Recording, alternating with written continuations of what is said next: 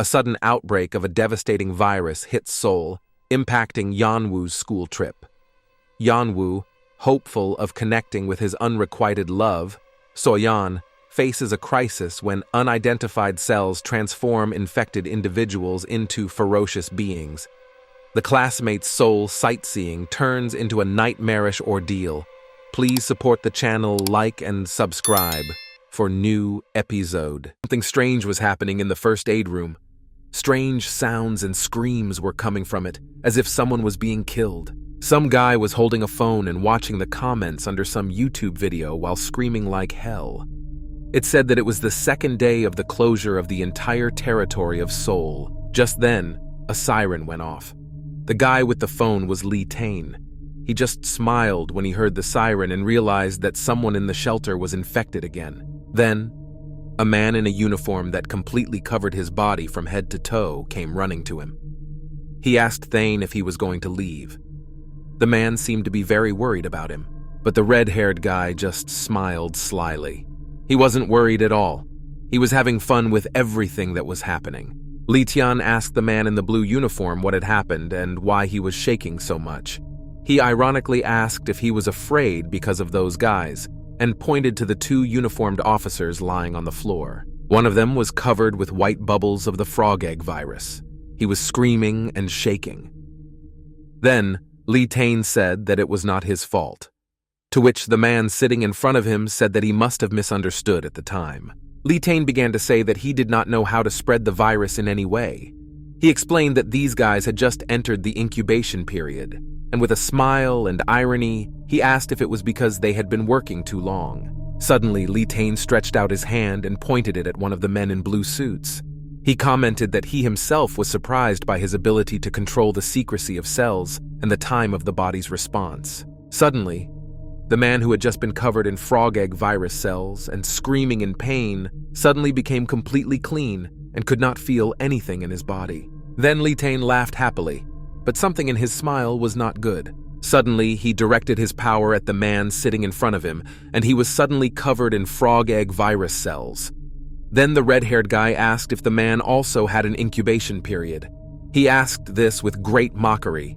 The blue uniformed worker, who had just been infected with the virus, began to cover himself all over with this nasty virus and begged for mercy. Lee Tae adjusted his arm, and the man in uniform shouted that it couldn't be. He could not believe what was happening. The red-haired, omnipotent guy sat down next to a man in a blue uniform. The officer began to tell the man that to tell the truth, he was looking for a drug. Lee Tian heard this and laughed loudly in his face. He understood what the man was hinting at and what kind of drug it was. The red-haired guy laughed out loud. He asked if they wanted to know how the young man had gained immunity. The staff thought that Lee Tae had done something to make it happen. Meanwhile, back at the shelter, Ham Sung-yu and Park Min saw Yeon-woo stop and look at something with unusual emotion. Then, Ham Sung-yu asked if they had seen them too, and pointed to a group of traitors running from the opposite side of the balcony. The guy shouted loudly that it was them. No one expected to see them. Then, Ham Sung-yu shouted happily to his classmates on the opposite side. Kang Ji-hoon and Kang Min looked over at him. Suddenly, the guy started screaming and calling them freaks. He asked how they were still alive, and he called them children to boot. Park Min looked on and smiled. He liked to make fun of others. The others heard it. Kang Ming shouted the name of the classmate who was calling them names. No one liked what was happening. Seo Young didn't expect this kind of behavior from the boys at all. Everyone froze and looked at each other like animals in a zoo. Suddenly, Kang Ming heard something downstairs. It was the roar of the zombie monsters that had already transformed in the meantime. There were a lot of them down there. The shelter was no longer safe at all. Then, the company took off running. They did not feel safe for long, not for long at all. Yeon-woo and Isuri stood in a stupor. The monsters weren't on their side, but they were still terrified of what was happening. Yeon-woo shouted that it was no longer safe here, as if to make it clear that they should have fled immediately. Suddenly, the boy felt a very sharp pain in his arm again. It was so strong that the teenager almost fainted. Yeon-woo twisted so hard, and Isuri, who was standing behind him, noticed. She asked if the boyfriend was okay. Yeon-woo could not get up. He breathed loudly and deeply to calm himself and regain consciousness. The guy looked at the people below who were turning into zombie monsters and thought to himself that he didn't want it to start again. Ham Seong-yu and Park Min were shouting from behind Isuri's back that Yeon-woo was scaring them. They wondered what was going on with the boy and if he was contagious. Jeon-woo held his hand and moaned softly in pain. His consciousness moved somewhere else again. He did not feel real now. In fact, everything that was happening did not feel real to him. Downstairs, meanwhile, more and more people were turning into zombie monsters. The floor was literally covered with the corpses of these poor people and the white slime of the frog egg virus. Yeon-woo kept looking at his arm, then at the people below, who were screaming in pain as they turned into ugly zombie monsters. The boy seemed to feel something in common between him and those people. He felt that the pain was different from the previous one. Then Isuri approached Jeon-woo. She put her hand on his shoulder to support him and asked him something. Isuri asked if it was true that Jeon-woo was in pain when he was near the virus. She asked this twice because he was silent and could not speak because of the pain. But he didn't have time to answer, because he heard terrible screams and footsteps. A whole frightened crowd was running toward them. They ran to the company and shouted for help. Yeon-woo and Isuri looked up to see what was happening and why there was so much noise. Suddenly, they saw a horrific scene. The zombie monsters started to reach the second-floor balcony and almost caught the people who were running toward them. Then, the teenagers suddenly stood up and started running. Even Yeon-woo overcame his pain to escape and not be crushed by the crazed crowd. My classmates were screaming and cursing that the frog egg virus had infected them. They did not know what to do. Suddenly, Jeon-woo saw something that made him pause. Something caught his attention. He saw that a group of traitors was running toward them. They had to meet. There was no way out. It all looked like a cruel, unfunny joke. All the companies on both sides stopped and just looked at each other for a while. No one wanted to break the silence and be the first to speak. But inside, they knew they had to unite to survive. Then Park Min spoke first. He shouted indignation that they had met again and had to be in the same room together. Soyon looked down. She was very ashamed of everything that had happened. She couldn't look her classmates in the eye because she was afraid they would judge her again. But Yeon-woo was not ashamed and looked at So-young. He felt that the girl was ashamed and that it was very interesting for him to watch her behavior. Suddenly, the crowd was approaching. They were shouting and running after the teenagers. Then the crazy people started pushing and shoving the company around, trying to get ahead. They behaved like crazy people. But here, someone stood up for the teenagers so that they would not be crushed. He shouted for people to calm down and behave normally. It turned out that it was a military man who shouted that they had just come from where the crowd of crazies was trying to get to. The man added that it was also dangerous on the other side. But people were so scared that they did not want to hear anyone or anything. They responded rudely to the soldier to shut up and resented the fact that he was in charge and continued to push everyone around. Suddenly, a man behind them pointed somewhere and screamed. It turned out that there was a huge zombie monster behind the soldier, which was about to get him. He was already on the second floor. They had to think of something fast, otherwise they would not survive. The soldier took control of everything. He stopped the crowd with his hand and told them to stand back. The zombie monster was a few meters away. People had minimal time to think. Meanwhile, downstairs, more and more people were getting infected with the frog egg virus. The room looked like a mass grave. Everyone huddled in a corner and just shivered. At that time, no one was thinking about quarrels or truces. The bravest men huddled in a corner and screamed in fear like children. Meanwhile, down below, the zombie monster seemed to be merging and turning into one big monster, trying to reach the top with its tentacles. Jeon-woo fell to the ground again. He could not ignore the pain for long. It was getting stronger and stronger. The more monsters there were, the more painful it became. He looked at his hand as if he wanted to find the answer to all his suffering there.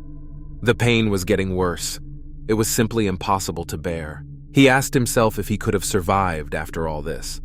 Because even though Yeon-woo didn't turn into a zombie monster on the Namsan cable car, he could have died from the pain. Suddenly someone shouted and pointed in the other direction.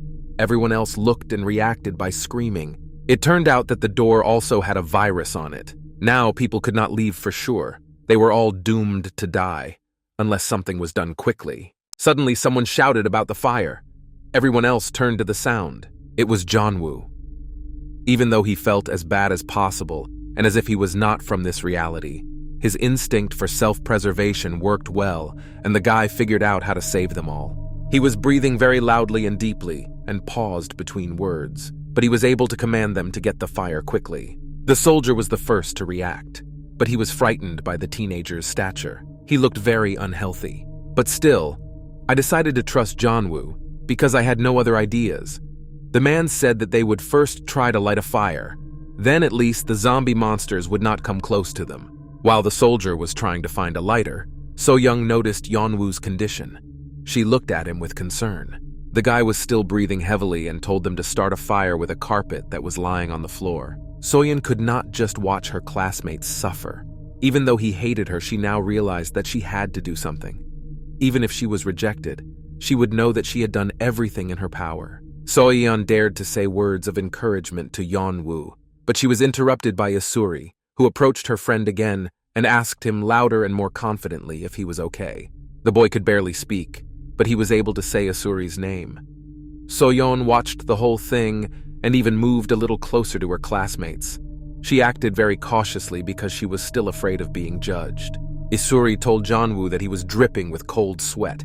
He turned pale and looked very unhealthy, which was hard to ignore.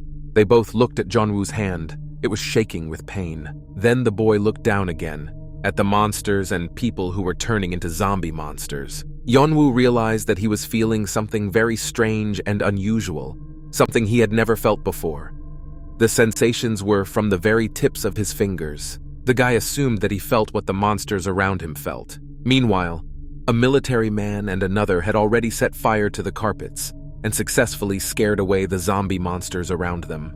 Two men were talking to each other. One of them asked if his friend was okay, and they answered that he needed something quickly. Everyone was working for their salvation and running errands. Meanwhile, Seo-young realized that she was the third person in their conversation, so she had to switch to something else. Suddenly, she noticed that Kang-min was standing behind her, seemingly filming something with his phone. She decided to ask him what he was doing. It even scared the guy a little out of surprise. So-yeon approached her classmate. They were standing right next to the railing at the edge of the balcony. She asked what Kang-min was doing and why he was staring at the ground floor. Kang-min was a little confused by this question, but decided to be honest and answered that he was just observing. Of course, Seo-young was surprised by this answer. Kang-min went on to say that they were all just running away from these zombie monsters all the time. But if they kept doing that, it would never end. And now, the boy had to understand what those creatures were. Meanwhile, Park Min and Ham Sung-yu were actively looking out the window. They were indignant that the army was still not there.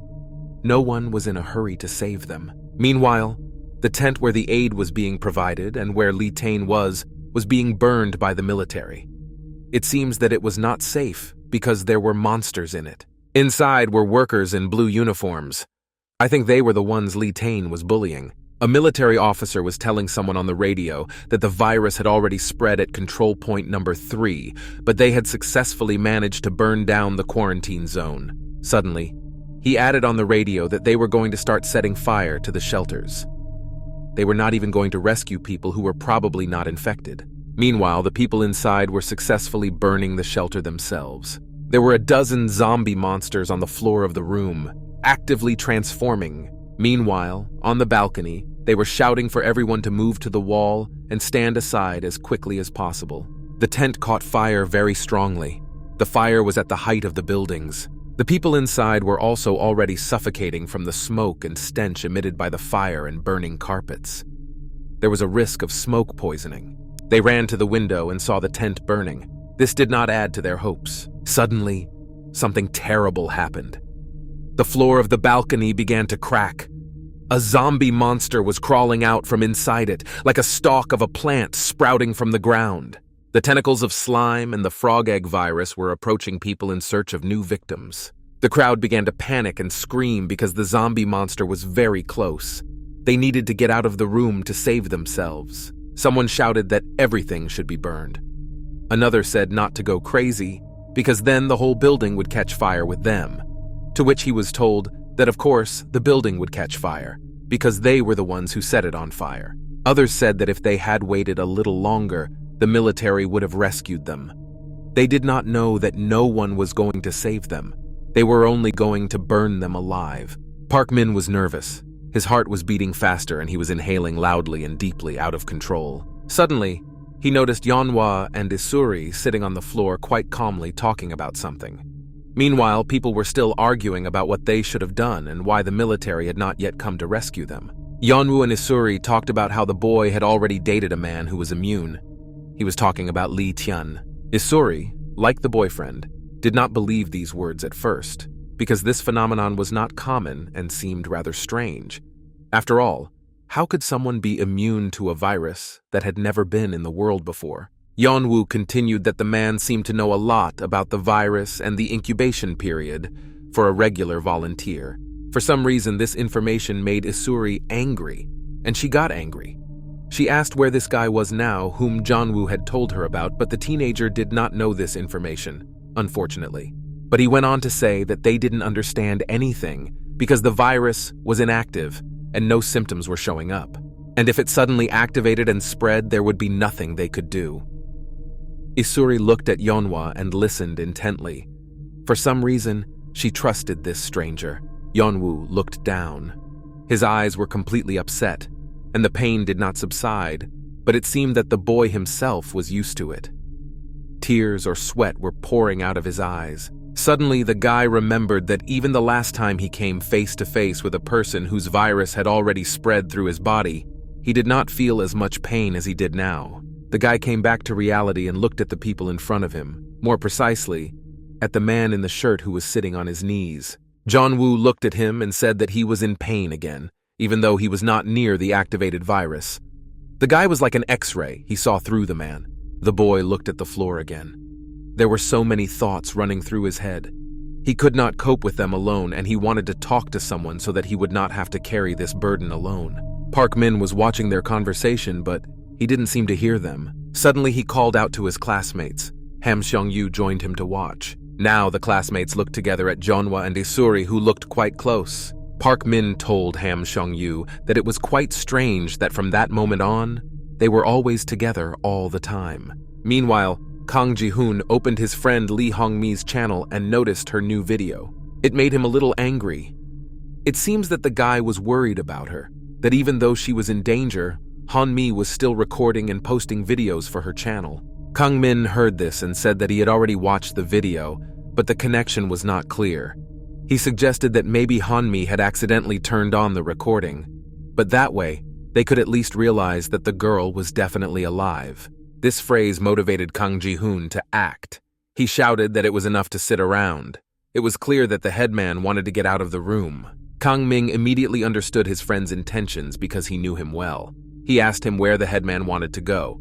He added that they had to stay here, telling Kang Ji-hoon to take a look at something.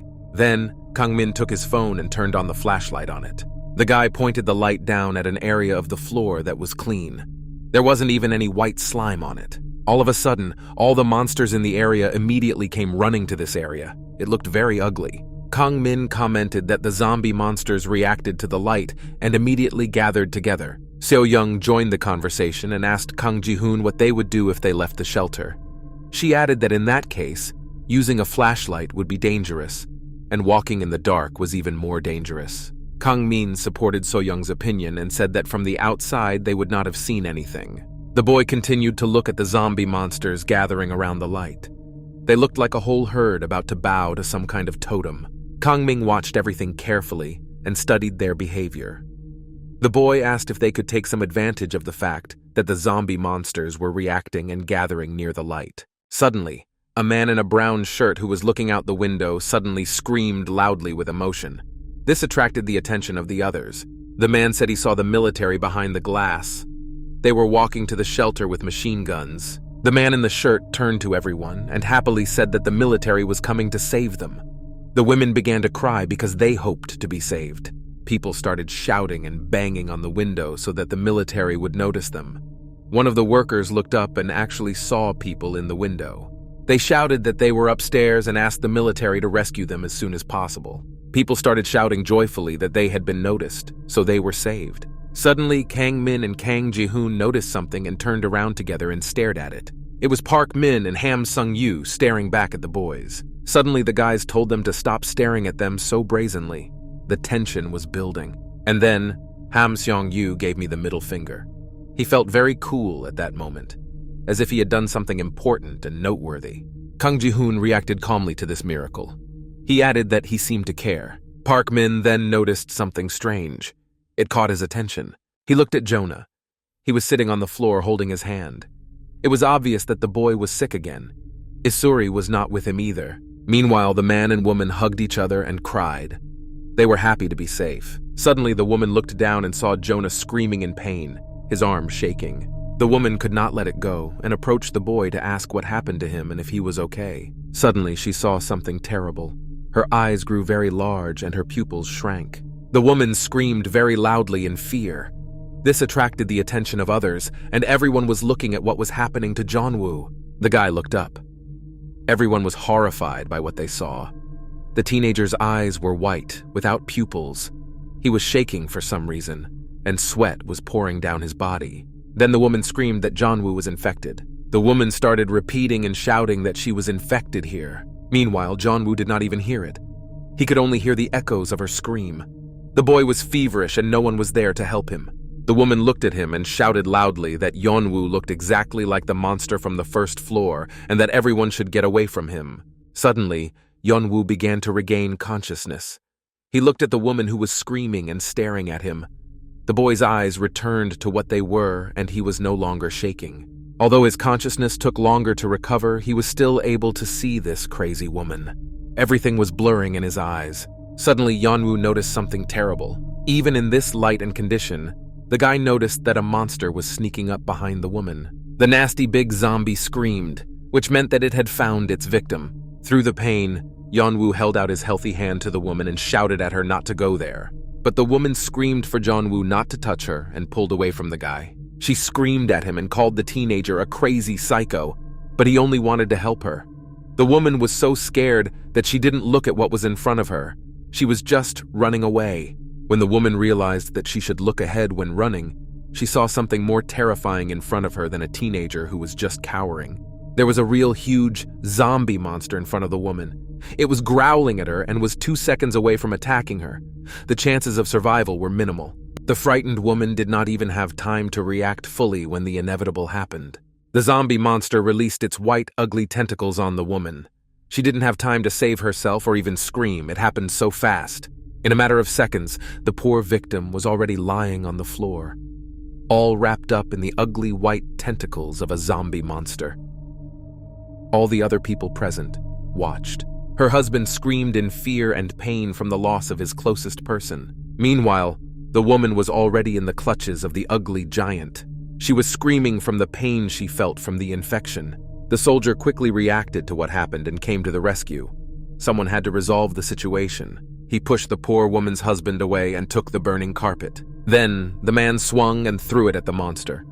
His strength was enough to throw the heavy carpet, which was on fire, quite a distance. Meanwhile, Lee Young-woo got to his feet, but was still breathing heavily. The events were moving too fast for him to keep track of them. All of his classmates were watching him, because they were afraid and worried that Yeon-woo had been infected. They shouted to him to react and turn to face them so they could see if the boy was infected or not. Park Min was the first to resent and betray Yeon-woo. He said that his classmates didn't like him from the beginning and were suspicious of him. Cold sweat ran down his face. Park Min was worried because he had touched Yeon-woo more than once and was close to the boy. He was at risk. The boy asked if Yeon-woo was infected. The teenager was breathing loudly. He was still coming to and trying to overcome the pain. Isuri looked at Yeonwoo with a stony and rather dissatisfied face. She began to have doubts about what her classmate was telling her. After all, his behavior was very frightening given the situation around him. Eventually, Yeonwoo gathered his strength and was able to defend himself by saying that things were not as they thought, and that the boy was not infected with the frog egg virus. Isuri did not get out of her character and asked Yeonwoo to tell them how he knew people were infected. She asked if the man with the immunity told her. The girl said it in front of everyone, even though Yeonwoo had told her in secret. Isuri betrayed him too. Yeonwoo replied rather rudely that it was none of Isuri's business. Meanwhile, the guy was able to get up and come to his senses. He spoke and looked much better. Everyone around him began to believe that Yeon-woo was not infected.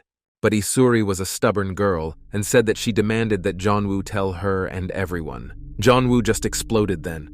His nervous system could not withstand such a load.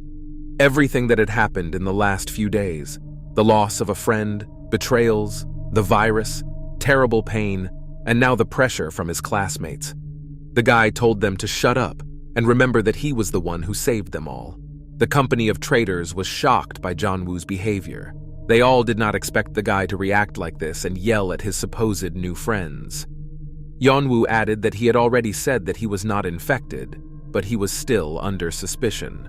His eyes looked so crazy. Yeon-woo added that they should all take care of themselves instead of blaming him. The teenager said this out of emotion, and he knew he would soon regret it. Isuri caught the essence of his words. Her expression immediately changed and her eyebrows furrowed. The girl did not like the fact that Yeon-woo did not say something. She asked if it was one of them. Then, Yeon-woo's eyes grew wide. He suddenly realized what a stupid thing he had said on the spur of the moment.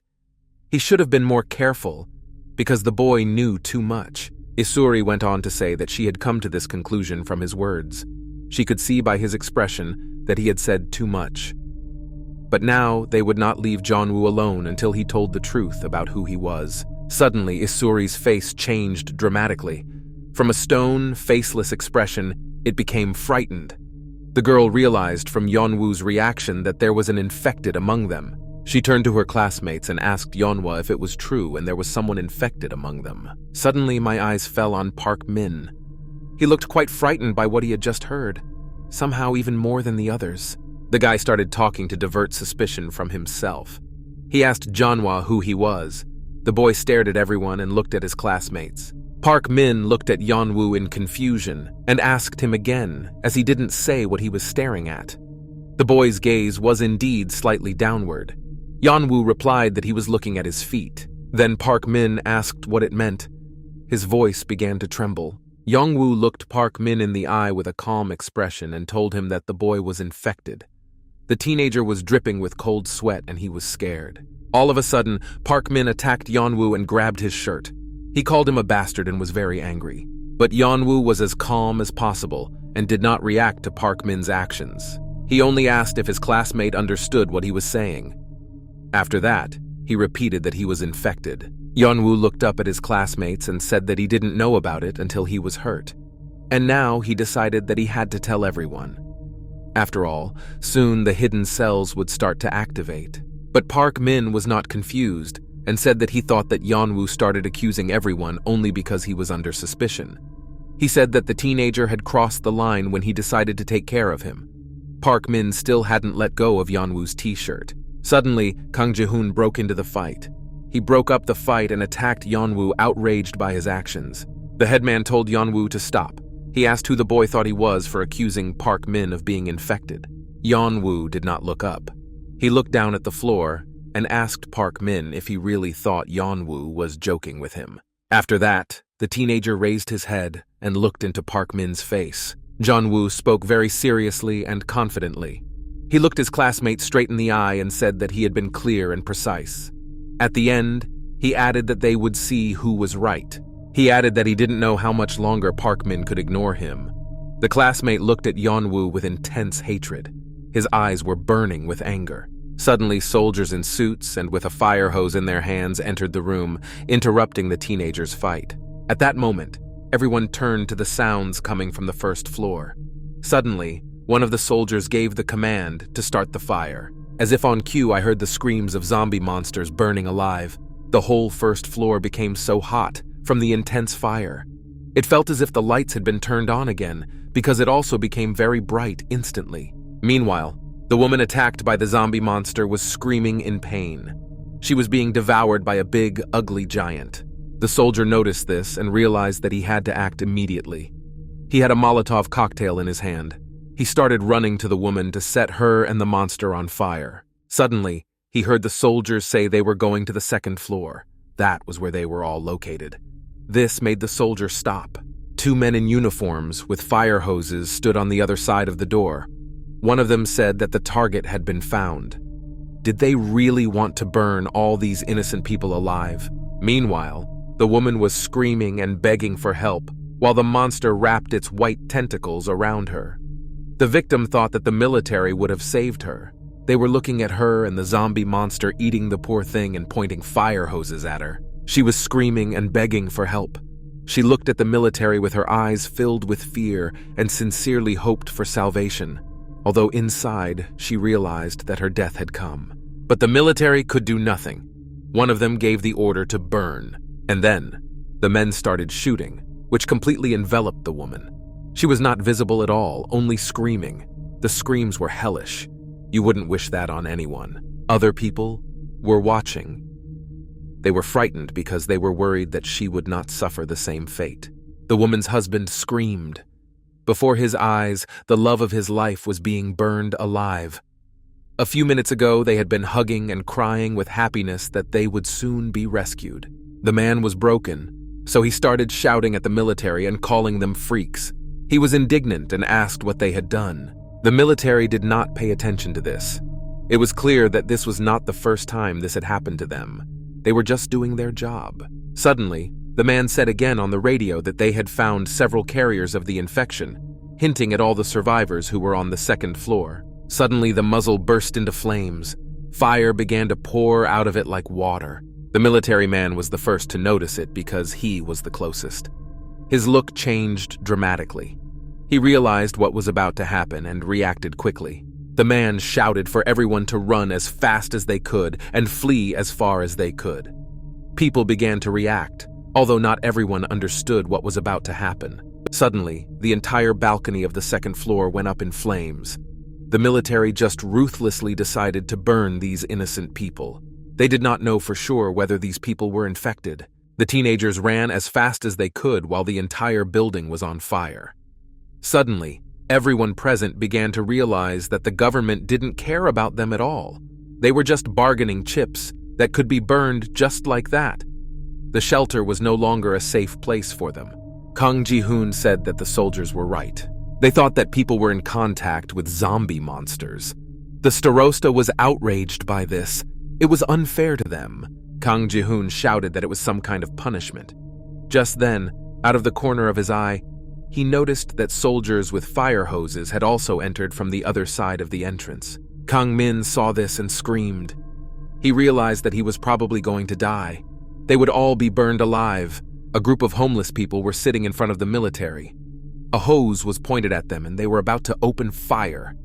Just then, one of them told the military to stop. The man raised his hands in the air as if to show that he was surrendering and shouted that they had done nothing to warrant being burned alive.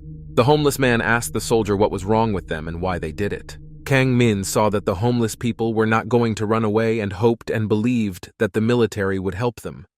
But he realized that they would face the same fate as they would have if they had not run away. Suddenly, something lit up the faces of the soldiers. They could not see anything. Then Kang Min shouted for the homeless to run away and pointed his flashlight at the soldiers. All the other teenagers were hiding behind him. The uniformed soldiers shouted at Kang Min to turn off the flashlight and called him a freak, shielding their faces from the light. Suddenly, monsters began to descend from above. Kang Min made it special through his observations. He realized that the monsters were flocking to the light and took advantage of this to have them attack the military, who were eager to burn them all. Kang Min continued to shine the light on the soldiers while they pointed their hose muzzles at the zombie monsters and burned them. A soldier ran to the teenagers. He was sincerely worried about the boys and asked if everyone was alive. When the man reached the door, he pushed it with his elbow to get out of this hell as quickly as possible. After all, they would not leave them alive. But the door did not give in easily. Then the soldier began to use his legs to kick it open. The man was nervous because he had to act quickly. Behind them, Park Min and Ham Song-yu stood and watched as Kang Ji-hoon and the soldier tried to kick down the door to get out of the room. Suddenly, Park Min turned to his friend. He told him that the only way he would be saved was if he got out of the building. Park Min continued that he saw a point outside the window where people were gathering. He added that only Ham Song-yu knew about it. Suddenly, Park Min suggested that his friend get rid of everyone else and head to that spot together.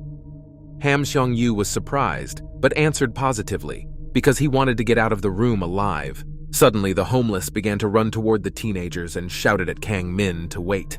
The man asked to go with them. The soldier was a little surprised by this request. The homeless man shouted that they had to take them with them because the company didn't exactly know Seoul like the back of their hand, unlike the homeless who knew every nook and cranny of the capital by heart. After these arguments, the idea of taking the homeless with him no longer seemed so ridiculous to the military. Suddenly, the company heard the military running behind them with fire hoses. One of them shouted to the other workers that he had found the fugitives. The man in uniform added that they had found people who were possibly infected. This meant that they were about to open fire on the company, so they had to run and get out of the room immediately. The soldier realized this and shouted to the others to start running away immediately because they had to save themselves. At the same second, a lot of fire was fired at them, which caused everyone to fall. The fire even poured out of the window of the room. There was a lot of it. Meanwhile, the news showed that public peaceful rallies against the government had begun. The civic group Justice said the government had known about the mutated cell problem in Seoul beforehand. According to Jong, Si, and Bong, the first report was received from Yangjong and Mapogu 15 days before the blockade of Seoul began. Anonymous sources obtained relevant documents confirming the systematic concealment of information by the authorities, but the government claimed that this was impossible. As for the fake news that fueled the conflicts, the government's clear response was to maintain its position. People were watching all this. It looks like they were sitting in another shelter. It looked exactly like the shelter where the teenagers were. A man with a white shirt and stubble walked through the people and carried hot ramen in his hands. Some girl was looking down. She had dark short hair and looked very upset. The man sat down with the woman and complained that the line for the canteen was so long. He offered the woman ramen and called her his beloved. They seemed to be husband and wife, but she didn't want to eat, didn't even look at the steamed noodles. The woman said she could not think about anything. The man hugged her and said that she should eat. He asked her how long she planned to starve. The woman cried and said she couldn't get in touch with Yeon-woo. She was waiting for a call and said she was just going crazy over it. It turned out to be Yeon-woo's parents. The father immediately began to calm his wife down and said that maybe the boy was tired and was sleeping. He added that the woman had called before and said that everything was fine and they were in a shelter. Suddenly, the news showed such news that everyone started listening attentively, and their attention shifted to the information the reporter was talking about. The news showed a room that was a shelter for teenagers.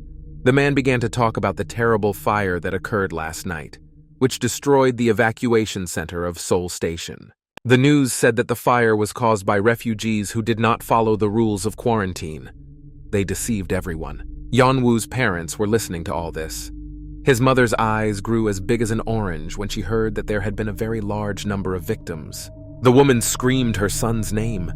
The puzzle was solved, and she decided that the boy had not answered the phone because he had died in a fire. Meanwhile, the teenagers were all sitting in a dormitory. It was a room with a lot of beds. Everyone was united and didn't talk about quarrels. The homeless man was also there. He must have brought everyone to this place. Some people were lying on the bed and sleeping. Others couldn't sleep and were thinking about something else. But in general, the room was quiet. The man came into the room and went to the window. He said that Seoul was closed. A soldier came up behind him. The homeless man asked him if he thought the man should just sit in the room and wait for a miracle. There were some soldiers walking downstairs in uniforms that resembled the uniforms worn by the workers in the shelter that burned down. The soldier told the homeless man that these children had come from the village for a tour of Seoul and had no place to stay. The soldier asked him if he could ask the homeless man for a favor. The man told him not to worry, because the homeless man already owed a debt to the military for saving them from a burning shelter. He told the soldier that they could stay as long as they wanted. It turned out that the room where the company was located was a homeless shelter. Meanwhile, the soldiers in yellow suits asked someone for cooperation and added that it was for their own safety. They told people that they must have escaped from the shelter earlier that night, so the military did not burn them alive. The military asked if they had been in contact with the cells at night, or if someone close to them had. But the frightened people were silent. Some were not sure they were not infected, and some were afraid to tell the truth. The soldier began to talk about how they might have felt nauseous or upset or other people around them. Suddenly, Park Min raised his hand from the crowd. The man asked what he wanted to ask him. Park Min said he ran away and asked what he should have done. He added that his friend was showing signs of infection, and then he asked if he had reported it. Would the military have taken care of it? Meanwhile, Yeon-woo stood alone in front of the window on the stairs. He wanted to be alone and think about what had happened that night, to analyze how he felt. He took his hand again, although it no longer hurt this time. Yeon-woo suddenly remembered a woman yelling at him that he was infected because he looked like that. The teenager's breathing became faster again. The memories came flooding back one by one.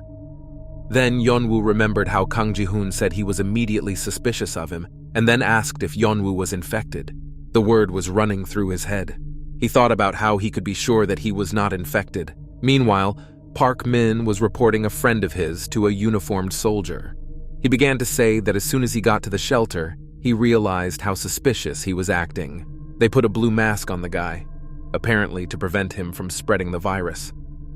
The guy continued that his friend looked very shocked and sometimes even flinched when he spoke to him. He went on to say that one day a woman noticed his condition and immediately said that he was infected.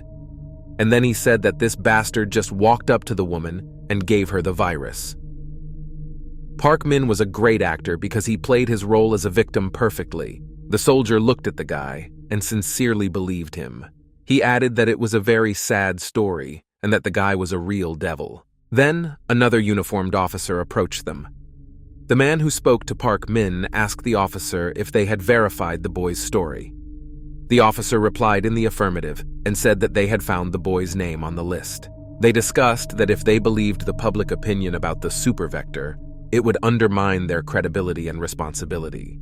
Park Min heard this conversation and thought about Lee Young-woo. He was very angry with him for daring to talk about Park Min like that. The soldier and the teenager were leaving the ward. The man in uniform told Park Min to follow him. Then, the man asked if the boy had definitely not been in contact with the infected person, to which Park Min said that he had stayed away from Yeon-woo from the very beginning because he thought he was too strange because of his behavior. Lee Tian heard this conversation. The guy was standing in the front of the crowd and was also wearing a mask. Meanwhile, the soldier told Park Min to go to the waiting room. Lee Tae turned around to see who was slandering Yeonwoo.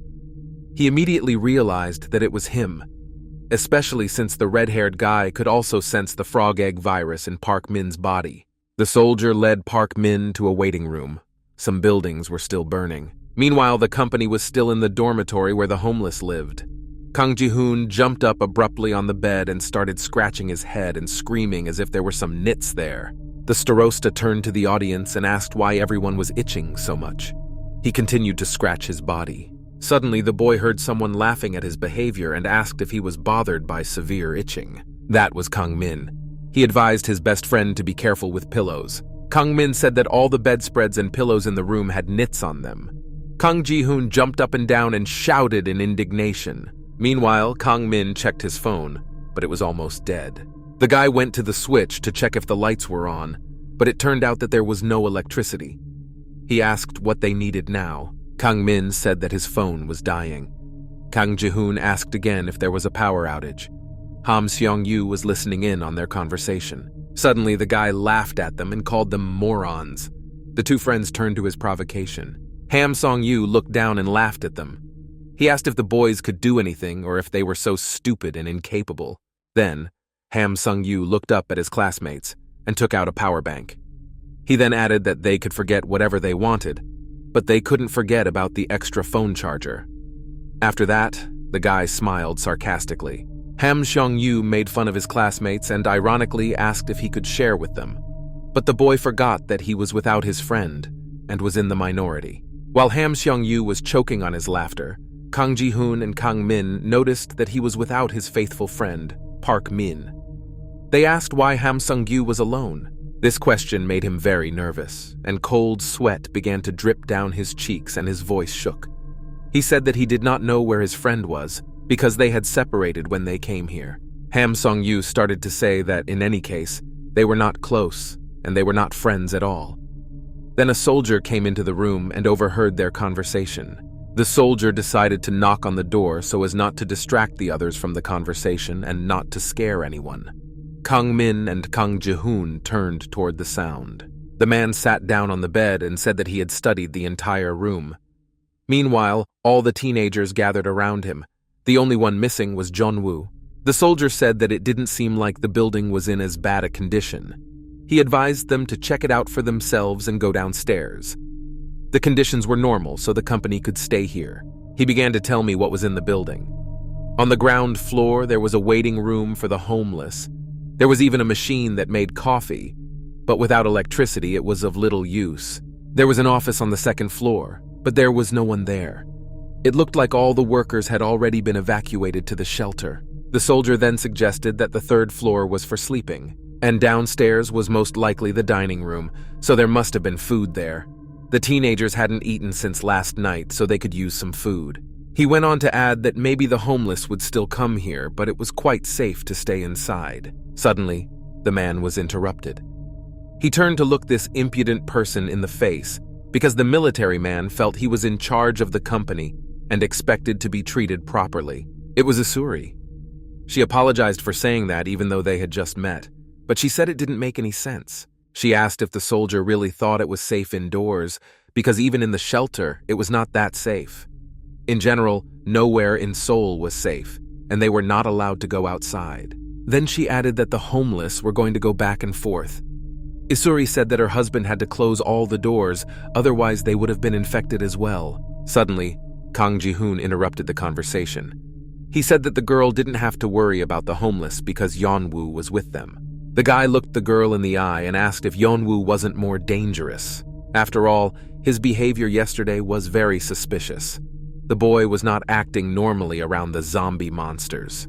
But Isuri began to defend her friend and asked if Kang Ji-hoon knew anything about Yeon-woo to speak of him in such a way.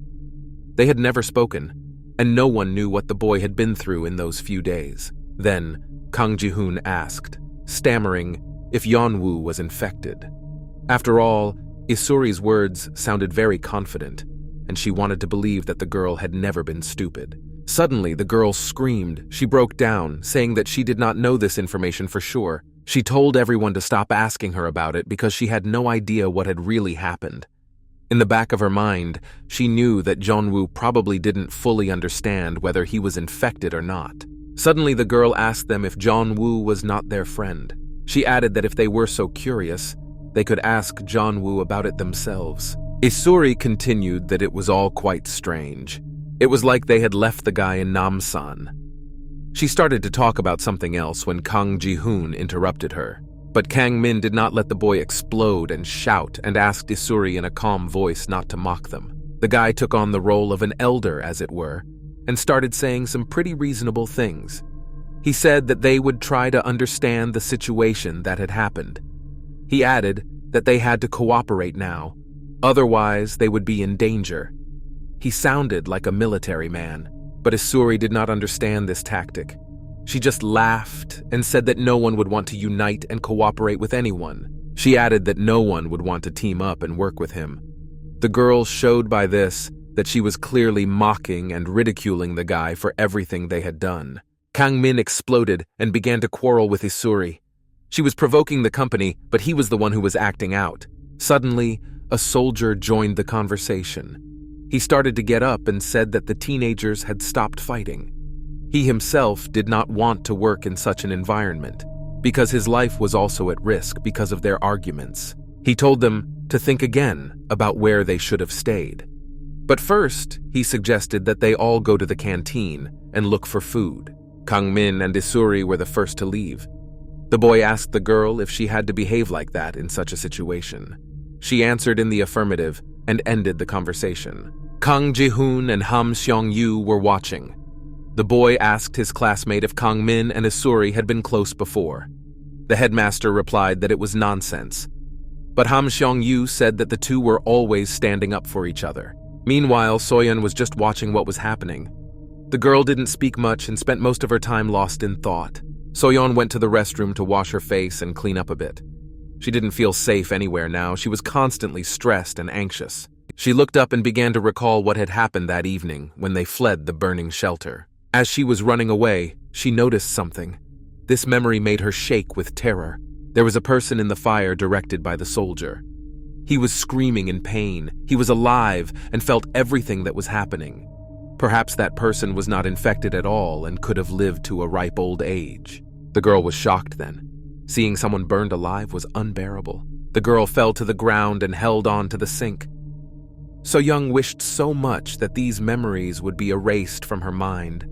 In fact, she wished that the last few days would be a dream, and she would wake up in her room in Namsan and get ready for a tour. Suddenly, the girl began to shake with terror. She did not want the enemy to see with their own eyes what she had seen yesterday in the shelter. After regaining consciousness, she decided to find a company and went up the stairs. But her mind was still full of thoughts. She was thinking about how others hadn't gone crazy after everything that had happened. She thought that they were being bullied because of her. She thought in her head that she really couldn't take it anymore. It was all very hard for her. She looked down as she walked. So-young didn't notice that Yeon-woo was coming down the stairs in front of her. It seemed that the teenagers were avoiding each other and did not want to meet even by chance. When she saw someone standing in front of her, she immediately looked up and was terrified. So-young did not expect to miss Yeon-woo. Her face betrayed the girl's surprise. Yeon-woo looked her in the eye as if he were superior to her. The feeling of guilt that emanated from So-yeon gave Yeon-woo a sense of power over her. The girl decided to talk to the boy and stammered out the boy's name, but he didn't even stop.